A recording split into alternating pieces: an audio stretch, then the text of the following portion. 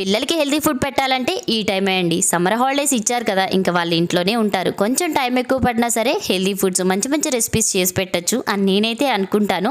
నేను అందుకనే ఈరోజు మునగాకుతో ఒక మంచి రెసిపీ అయితే చేసి చూపిస్తున్నాను.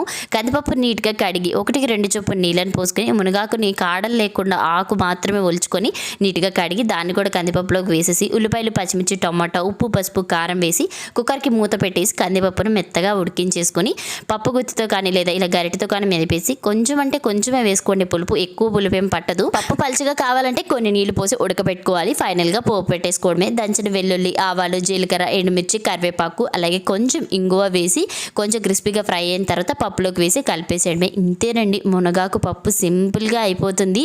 ఈ మునగాకు పప్పుకి వెజిటేబుల్స్తో చేసుకున్న ఆమ్లెట్ అయితే అసలు టేస్ట్ అద్దిరిపోతుంది. టమ్మీ ఫుల్గా ఉంటుంది, చాలా బాగుంటుంది. ఒక్కసారి ట్రై చేయండి, పిల్లలు కూడా చాలా ఇష్టంగా తింటారు. మొదటిసారి కొంచెం టేస్ట్ బాగోదు అని అన్నా సరే తర్వాత అయితే చాలా ఇష్టంగా తింటారు. హెల్దీ ఫుడ్ కదా ఇది. ఈరోజు నేను వేసుకున్న ఈ cotton beautiful dress Usha fashions ఆడ ఇన్స్టాగ్రామ్ పేజ్ వాళ్ళు పంపించారు. అసలు వీళ్ళకి జస్ట్ మనం సైజ్ చెప్పామంటే చాలండి, ఎంత కరెక్ట్ ఫిట్టింగ్ పంపిస్తున్నారో.